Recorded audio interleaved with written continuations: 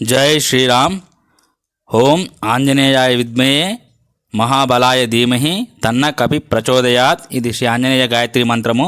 ఇప్పుడు మనము శ్రీ ఆంజనేయ అష్టోత్తర శతనామావళిని చదువుకుందాము. ఓం ఆంజనేయాయ నమః. ఓం మహావీరాయ నమః. ఓం హనుమతే నమః.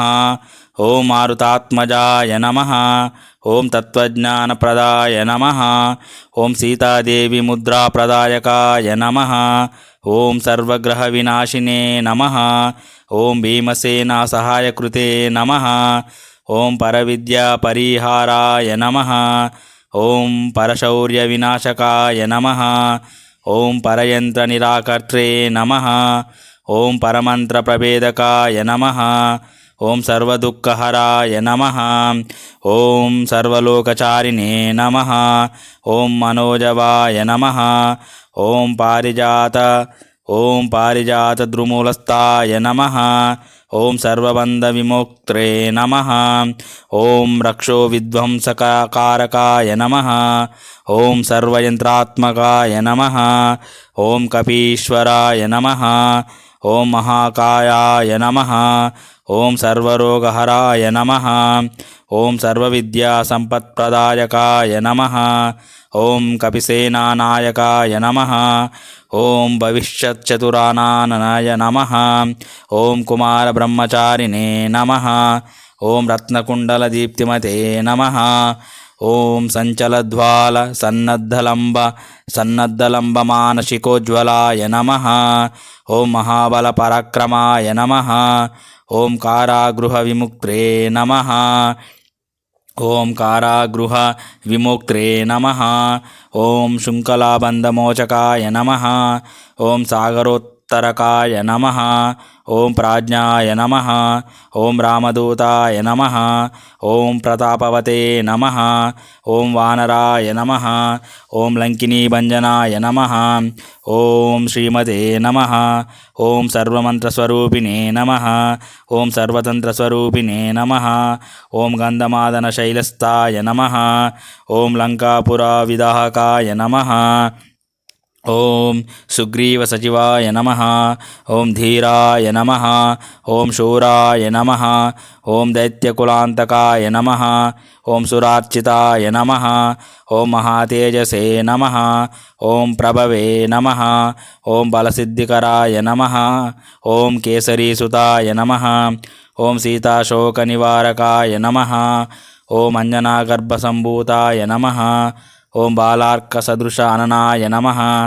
ఓం విభీషణ ప్రియకరాయ నమః. ఓం దశగ్రీవకులాంతకాయ నమః. ఓం లక్ష్మణ ప్రాణదాత్రే నమః. ఓం భద్రకాయాయ నమః. ఓం మహాద్యుతే నమః. ఓం చిరంజీవినే నమః. ఓం రామభక్తాయ నమః. ఓం దైత్యకార్యవిఘాతకాయ నమః. ఓం అక్షాంత్రే నమః. ఓం కాంచనాభాయ నమః. ఓం పంచవక్త్రాయ నమః. ఓం మహాతపసే నమః. ఓం జితేంద్రియాయ నమః. ఓం సింహికా ప్రాణభంజనాయ నమః. ఓం మహారావణమర్దనాయ నమః. ఓం స్ఫటికాభాయ నమః.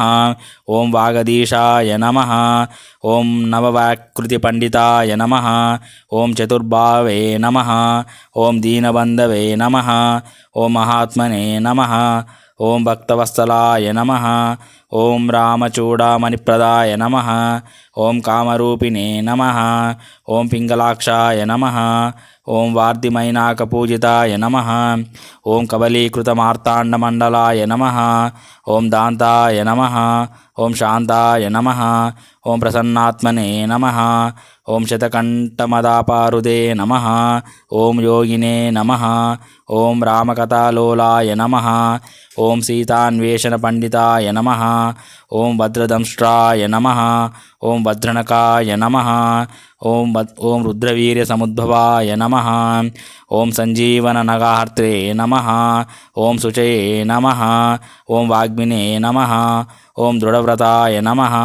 ఓం కాలనేమి ప్రమదనాయ నమః. ఓం హరిమర్కటమర్కటాయ నమః.